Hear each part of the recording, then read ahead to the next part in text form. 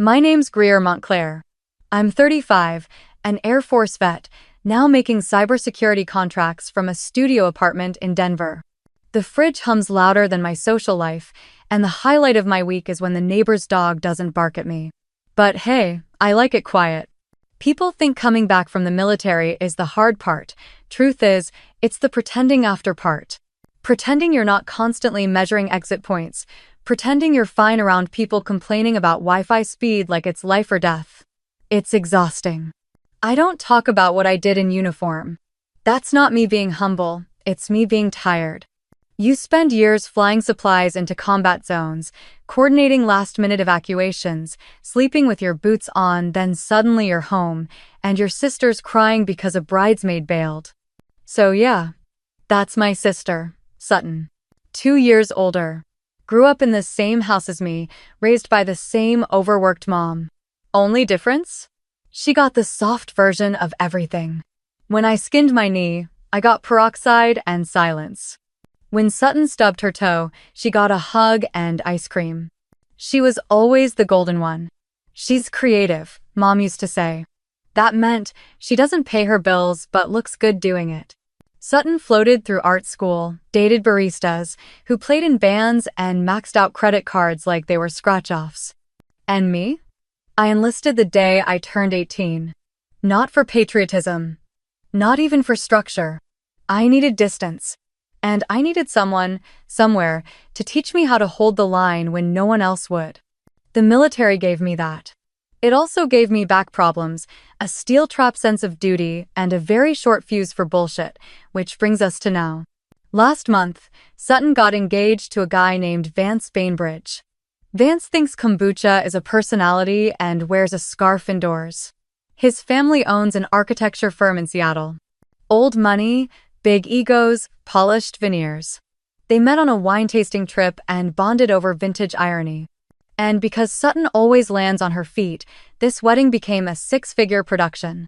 Napa Valley venue, imported orchids, drone videography. I wish I were kidding. Naturally, guess who they came to for help? Greer, you're so good with logistics, Sutton said like I was still airdropping cargo into a jungle. And you're the only one we trust with the big stuff. Translation. You're the only one with decent credit and a stable job. Mom also said, this is a family celebration, honey. You want your sister to have her dream day, don't you? Here's the part that gets me. They didn't ask with malice. They asked like it was apparent. Like I existed purely to fix things. And I said yes. Of course, I did. Not because I'm a doormat. Because I'm tired. Tired of being the one who always says no. Tired of carrying the guilt they hand me like it's a party favor. So, I signed contracts. Paid deposits, smiled through cake tastings and linen samples. I was efficient. Invisible. Exactly the way they liked me. If you've ever been the dependable one who got nothing but silence back, hit the comments if this sounds familiar. Seriously. I want to know I'm not the only idiot who thought loyalty meant being last in line. And hey, if this story's already hitting a nerve, hit subscribe. You're going to want to see where this goes. Anyway, things got moving when Sutton asked me to book the venue. A restored vineyard called Alder Grove. Pricey, but effortlessly romantic, whatever that means. I wired the deposit the same day. 40 grand. No, thank you. No text. That night, I sat on my couch, eating cold leftovers and staring at an orchid centerpiece sample she had sent me. Isn't this divine? She texted. I stared at it for a long time. Plastic flowers are made to look fragile. That's Sutton in a nutshell. I didn't reply. I left the sample on the counter and walked out before I said something I'd regret. The cold air hit me like a reset button. I didn't even grab a jacket. Just walked around the block like I had somewhere to be, which I didn't. The sky was gray, the kind of gray that looks like it forgot how to rain. I liked it. Nobody tries to be cheerful when the sky's like that. I thought about Sutton. I always think about Sutton, whether I want to or not. That's the thing about siblings, especially the ones who never really grew up. You carry their weight long after they've dropped yours. When we were kids, Sutton was the kind of child who could cry on cue. I mean that literal complete tears in under 10 seconds. She once broke mom's favorite bowl and blamed it on me. I got grounded, of course. No one even questioned it. Mom said, "Greer, you're the strong one. Be the bigger person." I was 8. Sutton got away with everything because she was loud, dramatic, and beautiful. I was quiet, awkward, the tomboy. They didn't say it like an insult, but it always felt like one. Mom used to dress us in matching outfits. Sutton got pink dresses with bows. I got the same dress in navy blue, as if that made it fair. Every Christmas photo, I looked like I wandered in from someone else's family. In high school, Sutton was prom queen. I was in ROTC. She dated quarterbacks. I studied satellite maps. She failed algebra twice. I taught her before every retake. She got flowers when she passed. I got ignored. By turning 17, I'd already applied to the Air Force. I didn't even tell anyone until I got the acceptance letter. Mom cried when she found out, not out of pride, but because what will the neighbors think? Meanwhile, Sutton got a whole semester off to find herself.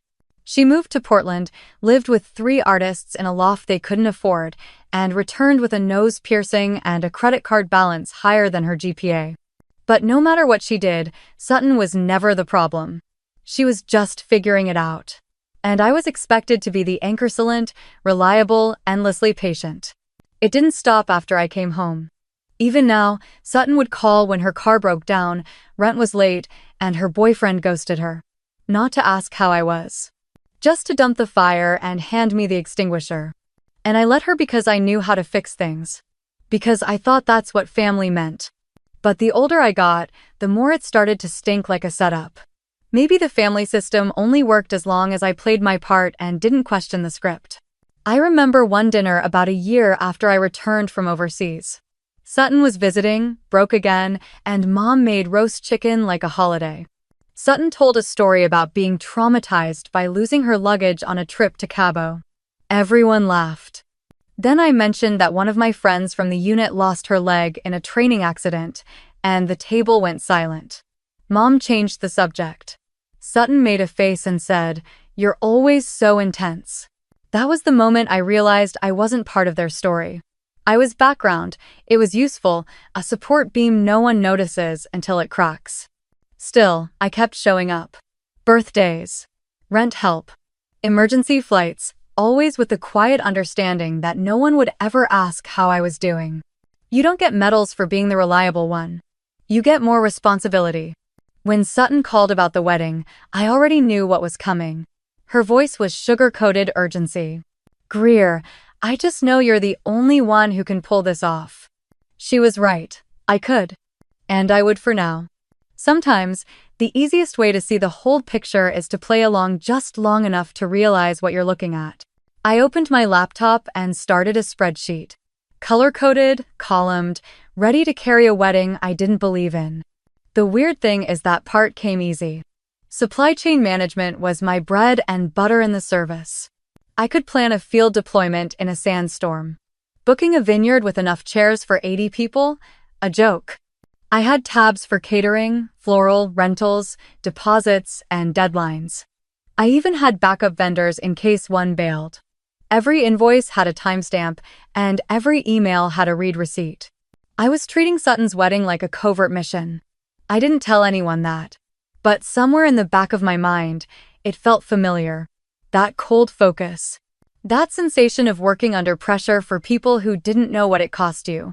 Coming back to civilian life messes with your brain in subtle ways. No one trains you for the in-between. Out there, everything was systems.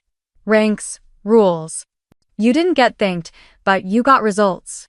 You could measure your worth in task, completion, and survival. Here, people whine if their latte has oat milk instead of almond. The hardest thing about coming home wasn't the noise. It was quiet. The kind where no one's yelling orders, but no one's asking if you're okay either. After discharge, I moved back to Colorado to care for Mom while she recovered from surgery. It was supposed to be temporary. 6 months, max. That was 3 years ago. I got a remote job doing cybersecurity compliance. It's stable, pays well, but it's isolating. My apartment resembles a minimalist Pinterest board. One couch, one chair, zero personality. Most days, I eat lunch standing over the sink. Dinner's whatever's in the freezer. I work. I sleep. I avoid small talk. It's safer that way. Once in a while, I'd get a call from an old unit buddy, usually on the anniversary of something bad. We never say what it is. Just talk about the weather or their kid's soccer game. It might pull us back in if we say the real thing out loud. One time, my old commander Quentin Pryor called out of nowhere. He said, "Montclair, I heard you're back home." I told him, "Yeah. Living the dream." He didn't laugh. He asked me if I ever missed it. I said, "Every day. Except Sundays." That was our dark joke. Sundays were when the letters came. The ones with black tape on the edges. He said, "You know, some people never really come back. They just change zip codes." Then he hung up. Classic Quentin. I think about that a lot. How easy it is to vanish without actually going anywhere. Sutton had no clue about any of this. Not because I didn't tell her, but because she never asked. She assumed my life was neat and settled, a soldier-turned-techie with no drama. And I let her believe that. It made her feel better. She got to be the chaos, and I became the solid one. Everyone wins. Sort of. The first time I met Vance Bainbridge was over FaceTime. Sutton flipped the camera around like I was supposed to be impressed by his blazer. He smiled like a dentist and said, "Thank you for helping with the logistics. Sutton says you're a total lifesaver." Then he turned back to his risotto. Later, she told me his parents Callum and Ramanau are a little traditional, which is Sutton speak for they don't like people who rent. They wanted everything upscale, elegant, intimate, controlled. She was trying to play their game. And I was the piece on the board no one looked at twice. Sutton forwarded me a vision board with champagne tones and minimalist flower arrangements. "Very Italian countryside," she wrote. I nearly laughed. "We're from Colorado Springs. The closest we got to Italy growing up was frozen pizza. But fine, I booked the venue. Alder Grove, up near Napa. Vineyard, barn, fairy lights, the whole Pinterest fever dream. I put down a deposit $40,000 from my account. No thank you call. No follow-up text. Just a PayPal request for linen napkins.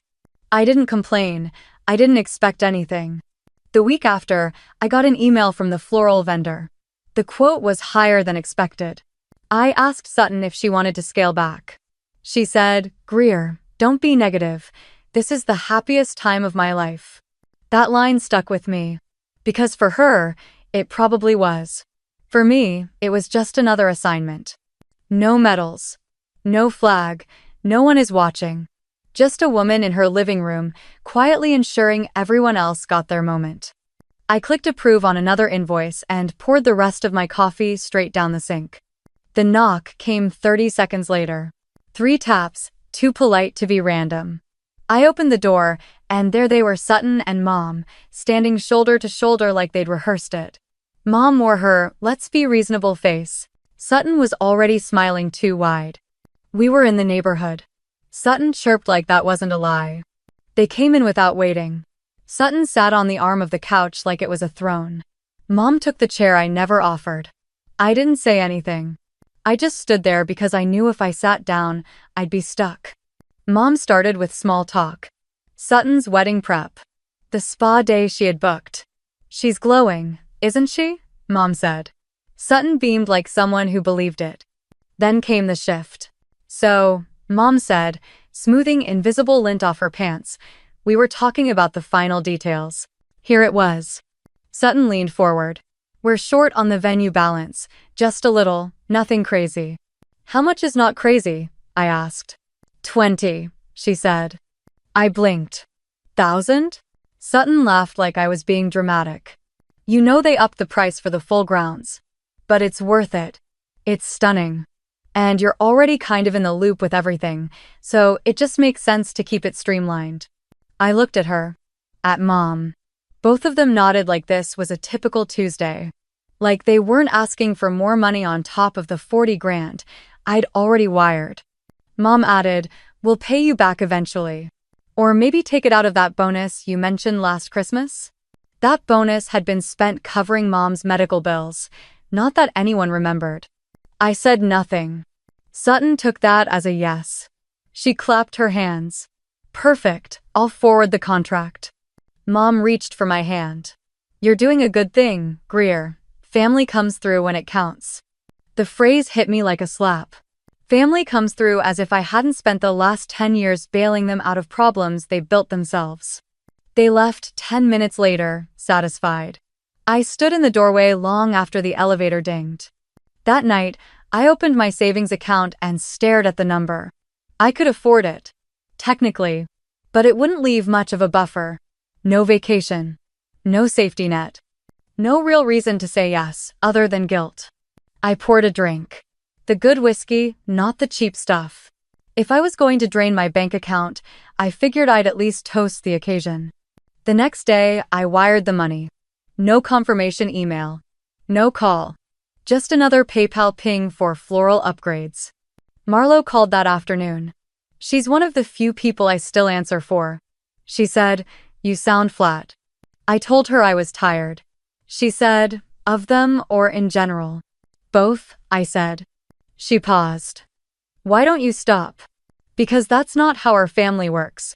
Because if I stopped, everything would fall apart. And part of me feared that if I didn't stay useful, I'd just disappear." Marlo didn't press. She said, "Well, don't catch the pieces when it breaks." That stuck with me. A few days later, Sutton sent me her registry link. She had the nerve to include a $900 espresso machine. I closed the tab. I didn't even roll my eyes. That's how far past annoyed I was I'd entered the quiet, numb phase. The next invoice came through right on time. I paid for it because that's what I did. Not because I believed in the wedding. Not because I loved my sister. Because no one else would, and someone had to. I shut the laptop and sat in the dark, listening to the fridge hum like it might say something. No answers came, so I turned on a lamp, grabbed a pen, and added another line to the wedding spreadsheet. The audio engineer confirmed. Balance due next Friday. My name, my card, my problem. I wasn't angry, exactly. That would have required energy. What I felt was something colder. Like I'd been running a marathon I never signed up for, and halfway through, someone handed me a tuxedo and told me to cater the finish line. Planning this wedding became my second full-time job. Sutton texted daily with updates like she was managing a startup.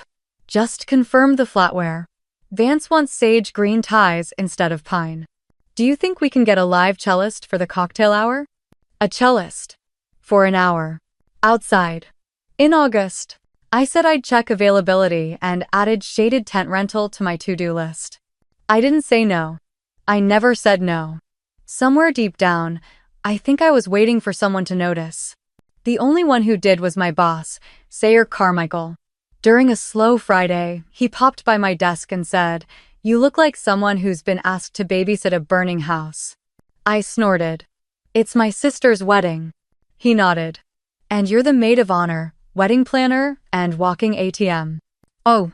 I didn't confirm, but he got it. Sayer's the kind of boss who remembers how you take your coffee but never asks about your weekend, which I respect.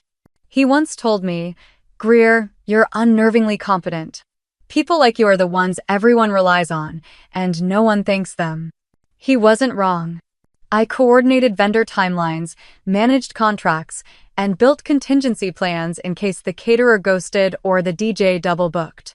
I kept 3 separate calendars synced to the minute. I even created emergency packets with contact lists, maps, and extra chargers.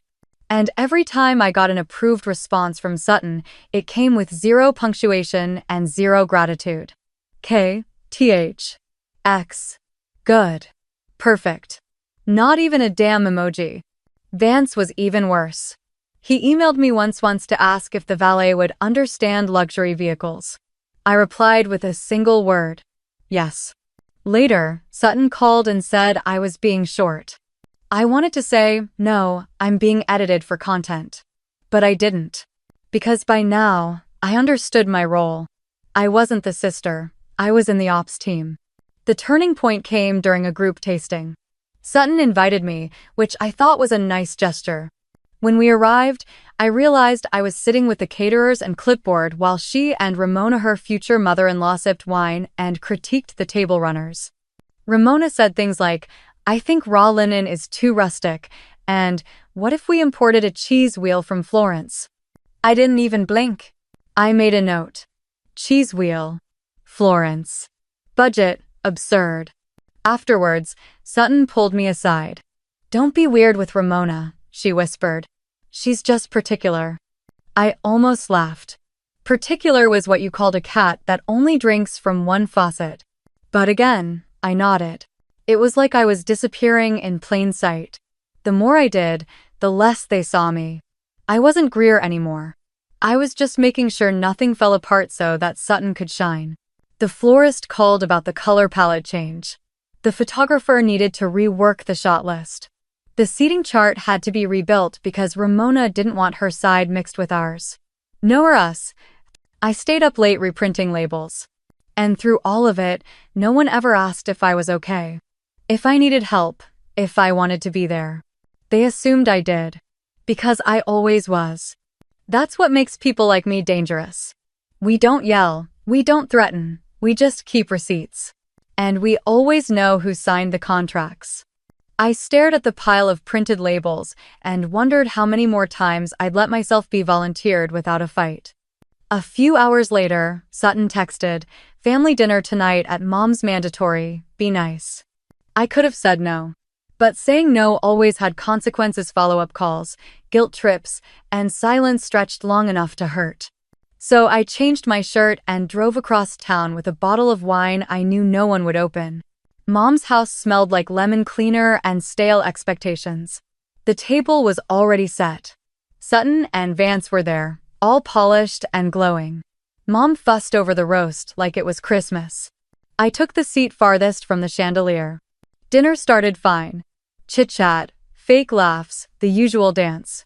Sutton talked about her wedding playlist like it was a TED Talk. Vance nodded like a man who thought charisma was genetic. Then Sutton said, "We finalized the guest list today." I looked up. She smiled, too big. "We had to trim a few people. Space stuff," she added. "But we kept your table near the back, quiet corner, minimal traffic." I blinked. "Near the back?" She waved it off. "It's just logistics, you know." Mom chimed in. "It'll be more peaceful there. You won't have to deal with all the noise." I took a sip of my water. It tasted like nothing. Vance cleared his throat. "Ramona wanted a very curated experience." "Curated?" I repeated. "She's detail-oriented," Sutton said quickly. "Don't make it weird." I didn't say anything. What was there to say? I was funding the wedding and being seated like an afterthought. Then came the real kicker. Mom said, "We were also thinking if the photographer needs to cut time, maybe skip the bridal prep shots with you. That way he can focus more on Sutton and the girls." The girls. As if I wasn't one. Thank God Marlo showed up 10 minutes later with a salad and a raised eyebrow. She clocked the mood instantly. I mouthed, "You're late." She mouthed back, "You're welcome." As we ate, the conversation turned toward honeymoons. Sutton gushed about Greece. Vance said, "I've booked us a villa near the cliffs." Mom clasped her hands. "Sounds magical." I kept chewing. Fork, bite, swallow. Repeat. Then Sutton laughed and said, "Greer's probably too practical for Greece. She'd rather vacation in a bunker." Everyone chuckled. Even Mom. I smiled politely. "Actually, I've been to Greece. Twice." Sutton blinked. "Wait, really?" "I flew out of Thessaloniki both times, during my second deployment." Dead silence. Vance scratched his neck. "Well, not quite the same as a villa, I guess." Marlo put down her fork. "You know, it's wild how much she's done that no one ever talks about." Sutton looked annoyed. "Greer doesn't like attention." "No," Marlo said. "She doesn't like being treated like scenery." Mom shifted in her seat. "Let's not make this a debate." I said, "It's not. It's dinner." Sutton stabbed her asparagus as it wronged her. After dessert, I helped clean up. Of course, I did. Mom handed me Tupperware with leftovers I didn't ask for. Sutton disappeared to take a call that lasted 25 minutes. Marlo stayed by my side like a one-woman security detail. As I was leaving, Mom said, "Try to be more open, Greer. Your sister has a lot on her plate." I nodded. So do I.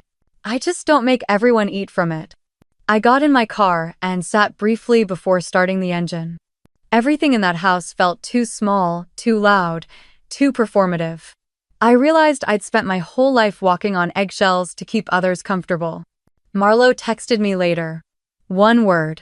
Bullshit. I replied. Yeah. Then, I muted the family group chat and finally slept without grinding my teeth. In the morning, I canceled my alarm and let myself stay in bed past 7 for the first time in months. I stared at the ceiling like it owed me something. My body ached not from effort, just from carrying weight that wasn't mine. The spreadsheet, the logistics, the unspoken expectations. All of it sat in my chest like wet concrete. At 9:15, I pulled on a hoodie and drove to the other side of town. Parked in front of a small brick building with no sign, just a buzzer. I buzzed. Davenport Therapy? A calm voice said. It's Greer. The door clicked. I'd found Dr. Breyer Davenport through a referral from a vet center. She wasn't one of those soft-voiced, tell me how that makes you feel types. She was ex-military herself, Army, 10 years. That helped. Her office was small, plain, and smelled like old coffee and eucalyptus. No inspirational quotes on the wall, just a bookshelf and 2 chairs. She nodded when I walked in. You look less caffeinated than usual. I'm trying Rage instead, I said. She raised an eyebrow. Effective? Only as a pre-workout. I sat down and kicked off my shoes. We didn't waste time. I told her about the dinner. The seating chart. The espresso machine is on the registry. The way everyone treated my exhaustion like background noise. She didn't interrupt. Just listened, her face doing that thing where it's neutral but engaged. When I was done, I crossed my arms. It's not that I want some grand thank you. I just want someone to see it. She said, you've trained everyone to believe you don't need acknowledgement. I blinked. That's not fair. No, she said. But it's true. I hated how right she was. We sat silently for a second, and then she said, let me ask you something. If you stopped doing everything right now, what would happen? I opened my mouth. Closed it. Exactly, she said. That hit harder than I expected. Because deep down, I knew the answer. The wedding would fall apart. The family would flail. Sutton would cry, and Mom would call me selfish. And part of me was scared that I'd have nothing left without their needs. Breyer leaned forward. Greer. People like you competent, quiet, dependable, you become infrastructure. Invisible unless you break. I swallowed. You want to be seen? She asked. Break something. That sat with me all the way home. I didn't blast music. Didn't stop for lunch. Just drove in silence and let the idea rattle around. Break something. I wasn't ready for that. Not yet. But I did start to shift. I went for a walk without my phone. I turned down a last-minute florist emergency call. I let the linen vendor leave a voicemail and didn't call back until the next morning. Small rebellions. A few days later, I got a call from Commander Pryor. He rarely spoke more than necessary. He said, you ever feel like you came back with too much patience? I said, every damn day. He chuckled. The ones who suffer the most always bend farther than they should. Then he said, stop bending. You've earned the right to stand up. That was all.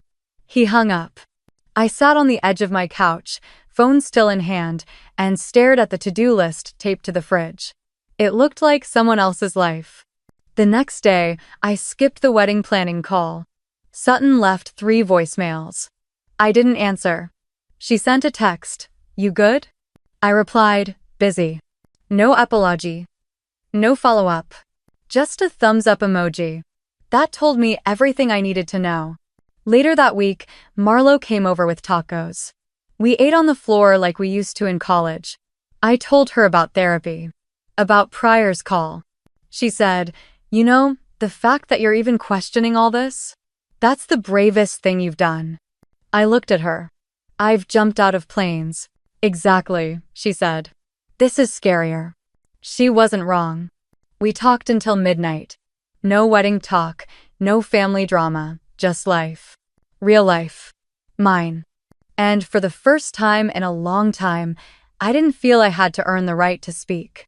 I woke up the next morning and didn't check my phone immediately. That felt like progress. When I finally did, I had 11 texts from Sutton, 2 from Mom, 1 from the caterer, and a Google Calendar alert titled, "Wedding Rehearsal Final Check," in mandatory. All caps. Always classy. I dressed, drank cold coffee straight from the pot, and drove to Alder Grove. The vineyard looked like it had been ripped from a wedding magazine. Rows of trimmed vines, white chairs already set in perfect lines, and a floral arch that probably cost more than my first car.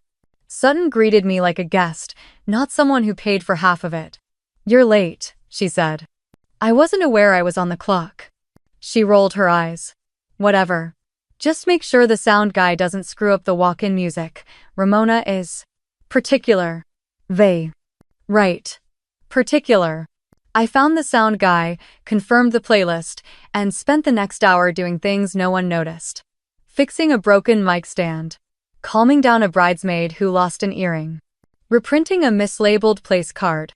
Always just out of frame, always handling the background noise.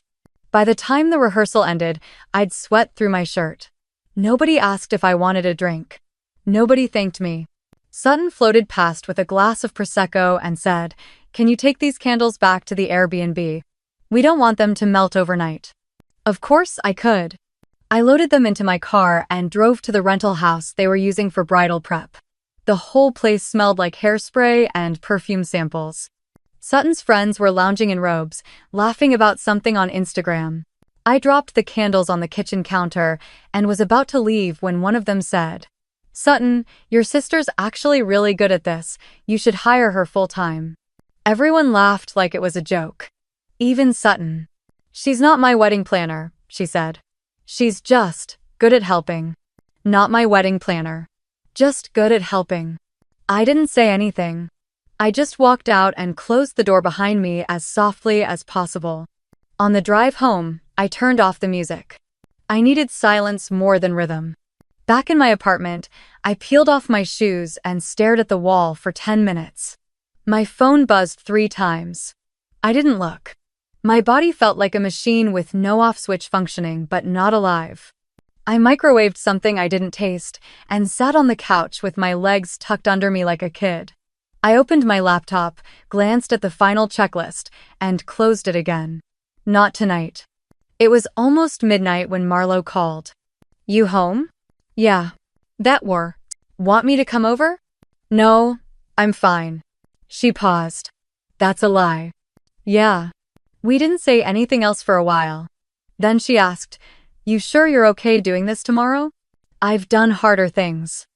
"That's not the same." I knew she was right, but I didn't have the energy for that conversation. We hung up, and I poured myself a whiskey. The good kind, again. I stood by the window, drink in hand, looking out at the quiet street. No ceremony, no spotlight. No one clapping. Just me. The woman who made everything work. The woman no one bothered to see. By morning, the ache behind my eyes had settled into something sharper like focus, but colder. I showered, dressed in all black, not for drama, just practicality, and drove to the venue early. The sky was clean and too blue, like the universe had no idea what kind of day it was about to be. Vendors were buzzing around like bees on espresso. I nodded at the sound tech, checked the battery backups, confirmed the power distribution, and signed off on the floral truck's arrival. All smooth, all handled. By me. Sutton hadn't arrived yet. Neither had Ramona. Just bridesmaids in matching button-downs, squealing over hair schedules and mimosas. I stayed out of the way. Around 10:30, I slipped into the main hall to double-check the placement of the ceremony programs. That's when I heard it. 2 voices. Sutton and one of her friends, maybe Rachel, the tall one. I was behind the partition wall. They didn't know I was there. Rachel laughed. You are so lucky. I can't believe how much she's paid for. Sutton said, right? She's basically a walking bank account. They both laughed again. Sharp, clear, careless. Then Sutton added, she's just a wallet with legs at this point. My heart didn't drop. My stomach didn't turn. It was worse than that. I felt nothing. Like my body had heard everything it needed to hear and decided to go still. Calm. Operational. Like switching to mission mode. I stepped away from the partition, slow and silent, like clearing a perimeter. I walked out of the hall. Nobody noticed. Outside, the sunlight felt offensive. I put on my sunglasses and sat in my car with an open door. She's just a wallet with legs. It repeated like a broadcast. I didn't cry, didn't scream, didn't text Marlo or call Briar or write a long note to self on my phone. I just breathed and decided. 20 minutes later, I was back at my apartment. I opened my laptop, logged into every vendor portal, and shut it down methodically. Tent rental, canceled. DJ, canceled. Transport, canceled. Catering, Pending called them directly and told them not to load the trucks until full payment cleared. And that payment wasn't coming from me. I saved the floral cancellation for last. Sutton loved that florist. She'd followed them since college, dreaming about their work. Click. Gone. Then I called the venue. Asked for accounting. Gave my name, my card number, and my authorization code. I need to cancel final payment. The woman paused. Ma'am, are you sure? Yes, I said. I'm sure. There was a silence, then the soft tap of keys. It's done. I sat back, closed the laptop, and exhaled for the first time in a year. The house was quiet. Peaceful. I didn't feel powerful. Or vindicated. I felt awake. Like I'd been underwater for months and just now came up for air. I stood up, stretched my arms like shedding old skin, and cleaned the kitchen with the calm you earn after a storm. One plate. One glass. Wipe the counter. Empty the trash. I moved slowly, deliberately, like I was resetting my life in increments. At 1:43 p.m., my phone rang. Sutton. I let it go. Then again. Again. Then Vance. Then Mom. I silenced the ringer and turned the phone face down. The first voicemail came in at 2:06 p.m. Sutton's voice was high and frantic. Greer, the venue just called. They said the final payment didn't go through. Can you what's going on? We need that cleared like now. I deleted it without listening to the end. Then a text.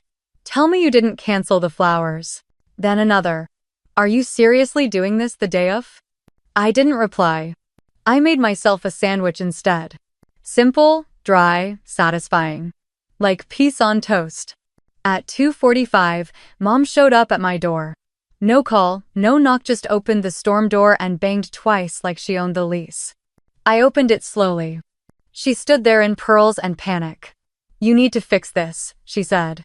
Not my wedding, I answered. You made a commitment. No, I said. I made payments. There's a difference. She stepped inside without asking. Ramona is furious.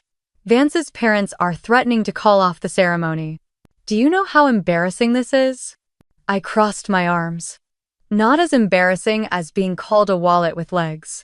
Her face froze. I watched the knowledge land like a punch she didn't expect. She said that? Loud enough.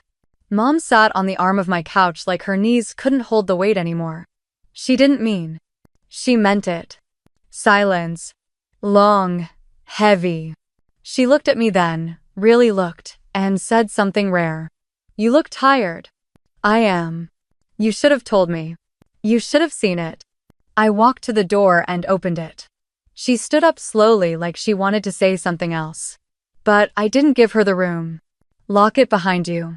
She left. I didn't cry, didn't scream. I stood there, door closed, breathing in my house, finally free of other people's noise. The texts kept coming. From every direction. Some angry, some desperate. One from Sutton just said, "You are ruining my life." I smiled a little. By 5 p.m., I poured myself a drink and watched the sun shift across the floor. The silence felt earned. At 5:38, Marlo texted, "I'm outside. Not leaving. Open up." I did. She walked in like she already knew. Looked around. Saw the phone face down. The laptop closed. "Done?" she asked. "Done." She let out a low whistle. "It's gonna be a bloodbath." I nodded. Good thing I'm trained for combat. We sat in silence, sipping bourbon like it was a national holiday. No music, no ceremony. Just two women and a decision that couldn't be walked back. And I didn't want to. I woke up to 37 missed calls and a silence in my chest that felt suspiciously like relief. I rolled out of bed without checking my voicemail. Brushed my teeth. Brewed coffee. Saturday on the porch while the skies still wore that soft early morning gray. At 8:12 a.m., my phone buzzed. One name, Luke. I didn't answer. A few seconds later, a text popped up. "They're freaking out. The venue locked the gates. Cops came. You need to call someone." I didn't. Instead, I took a long sip of black coffee and watched a squirrel dig something up from my yard like it had bigger priorities than family drama. Another text. "Sutton's crying in her dress. Ramona's threatening to sue. This is insane." Insane, yes. But not surprising. I finished my coffee and did the dishes. Then I walked into my living room, opened the windows, and let in the breeze. The day was too lovely for panic. By 9 o'clock, my voicemail was full. I powered off my phone. At 10:37 a.m., someone knocked on the door. Hard. It was Vance. Red-faced, shirt wrinkled, tie loose like he'd put it on quickly. "You can't just do this," he said the second I opened the door. I leaned on the frame. Already did. He looked like he didn't know where to start, anger, desperation, and confusion all competing for his mouth. "You embarrassed her. You embarrassed all of us. Do you know what this has done to our families?" I crossed my arms. "Do you know what she called me?" He hesitated. "What?" "A wallet with legs." His eyes darted. "She didn't mean." "She did." He looked down at the porch. We had to move the whole thing, chairs, flowers, food, everything, to her uncle's backyard. "Ramona says it looks like a barbecue, not a wedding." I said, "Maybe now it fits the price point." His jaw clenched. "You didn't have to do this today." "No," I said. "I could have done it weeks ago, but I still had hope." That stunned him into silence. He opened his mouth like he had something noble to say, then shut it. He walked off the porch without another word. I closed the door, locked it, and watered my plants. Around noon, I turned my phone back on. 92 messages. The first 20 were a mix of pleading and passive aggression. The rest were just noise.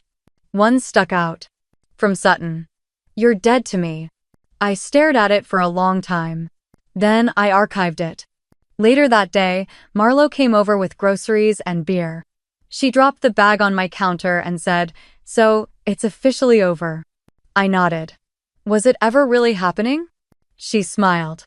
"Oh, it was happening. It just wasn't real." We made sandwiches, sat on the floor again, and watched reruns of a bad baking show. The house smelled like toasted bread and relief. I didn't feel guilty. I didn't feel righteous. I felt done. Done. Like the kind of done where the air feels different. Lighter. Marlo toasted her beer against mine and said, "To tactical retreats." I clinked her bottle. And strategic exits. Outside, a neighbor mowed their lawn. Kids laughed somewhere down the block. Life went on. And I let it. I left the dishes in the sink and walked without telling anyone where I was going. The streets were quiet. Not peaceful quiet, just the kind of stillness that happens when you finally step outside your nose. I walked past houses I didn't recognize, stopped at a gas station for a bad coffee, and kept moving until my legs got tired before my brain did. When I got home, a thick envelope was wedged in my mailbox. No return address, just my name in Sutton's handwriting. Inside, a letter. 5 pages. It started with, I don't even know where to begin. Classic.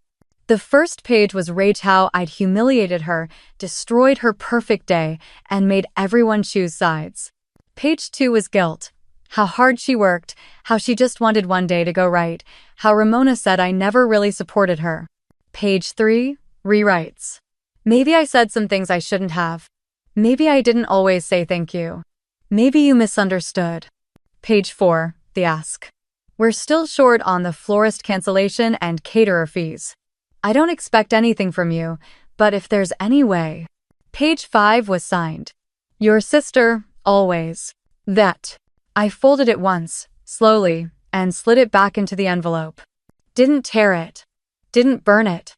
Just placed it in the drawer where I keep expired coupons and appliance warranties.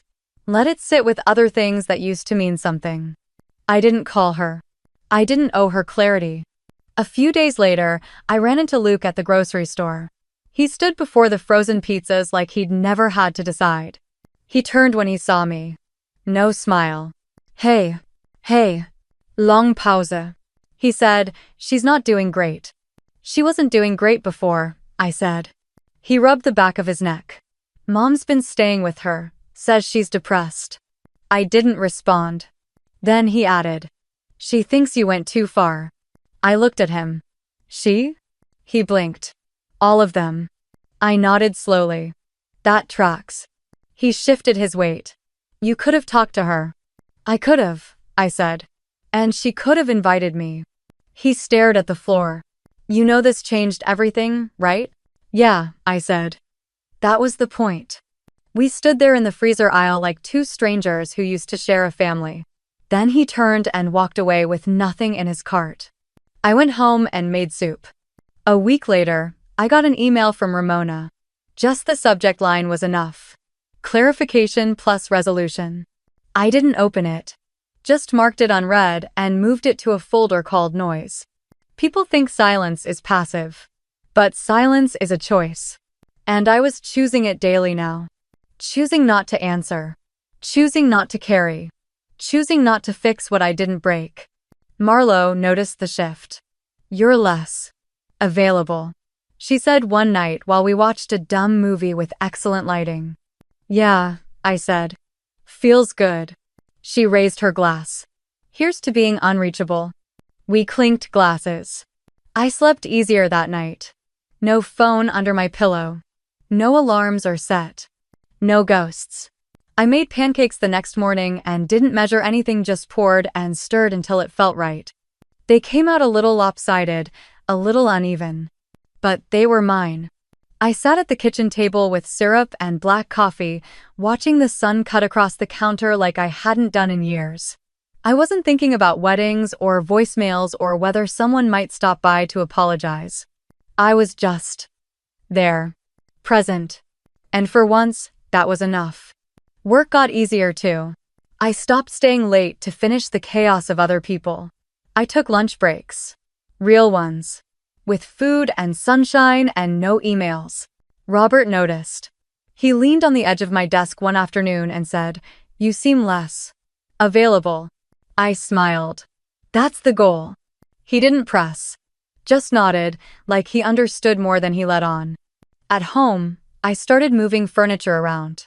Reclaimed the second bedroom and turned it into a space for painting, not because I'm good at it, but because it felt like a thing people do when they aren't constantly rescuing others. I bought new sheets. Burned old journals. Cut my hair short. Small revolutions. One night, Marlo brought wine and a stack of magazines. Vision board night, she said, dumping them on my coffee table. I raised an eyebrow. What are we, 13? Exactly. That. We sat on the floor cutting out pictures of beaches, blank passports, messy bookshelves, and older women laughing around bonfires. Is it weird I don't want to forgive them? I asked, gluing down a photo of an empty cabin in the woods. Nope, she said. They think I've changed. You have. I mean in a bad way. They're wrong. We clinked wine glasses and got glue all over my rug.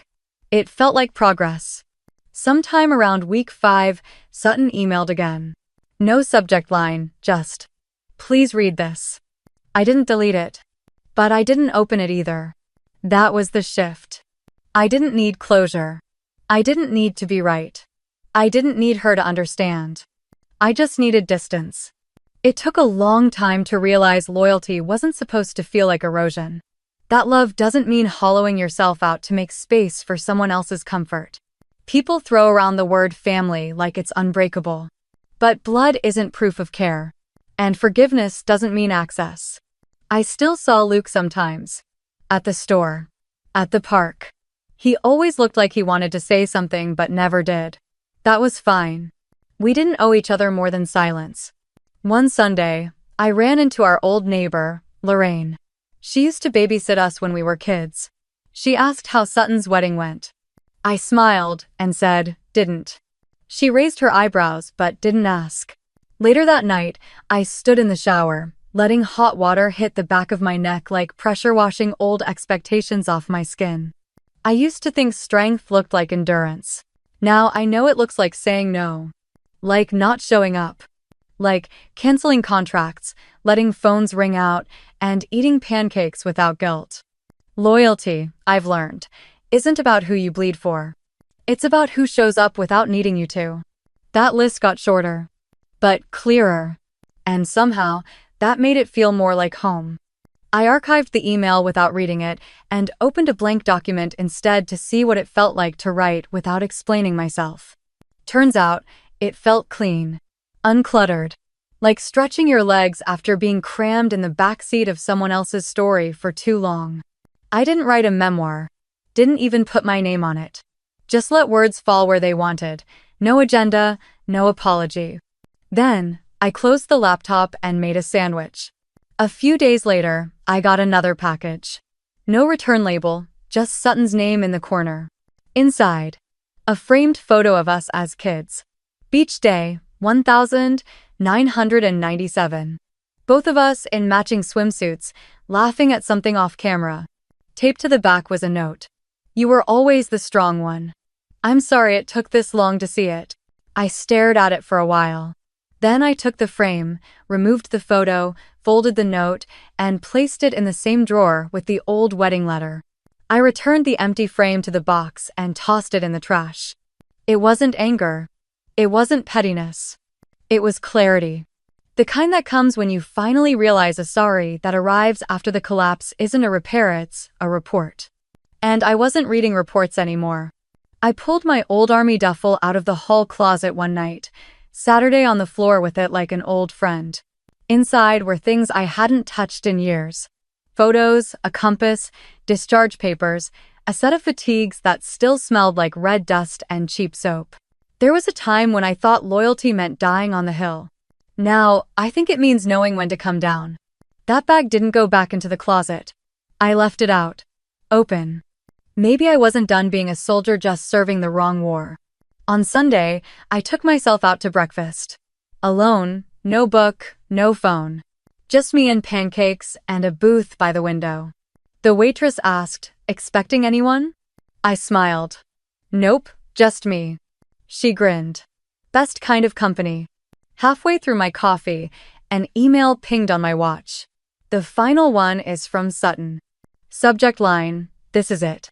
I finished my bite, then tapped it open. It was long, winding, sentimental in places, passive in others. She said she'd started therapy. She understood more now. Maybe she'd never get it right, but she was trying. At the end, one line stuck out. If you ever want to talk, I'm here. I sat with that line for a while. Then I stood up, left a good tip, and entered the sun. At home, I didn't reply. I didn't forward it to Marlo or call Luke to tell him. I just highlighted the whole email. I deleted it. Then I emptied the trash. It wasn't dramatic. No music. No thunderclap. Just silence. Full and clean. Later that afternoon, I repacked the duffel. Tighter this time, deliberate. Then I walked it down to the Veterans Center and handed it off to a woman named Teresa, who ran wilderness retreats for retired servicewomen. She said, "You sure?" I said, "Yeah." She looked at me like she understood something bigger than words. "Thank you for your service." I nodded. I'm finally taking it back. On the walk home, the air felt new. Or maybe I just did. My last mission wasn't overseas. It wasn't on paper. It wasn't a ceremony or a cancellation. It was this: learning how to walk away with both hands empty and still feel full. I didn't post about any of it. Didn't need a quote, a caption, or a lesson wrapped in ribbon. Some things don't need a spotlight. Some stories are better off lived quietly. So, if anyone ever asks where I was the day my sister got married, tell them I was exactly where I needed to be. Present, undisguised. And finally, mine. If stories like this hit a little too close to home, where family loyalty comes with a price tag and silence is the loudest move you've got, you're in the right place. Subscribe for more real, ruthless revenge stories and quiet family dramas that don't end with a hug.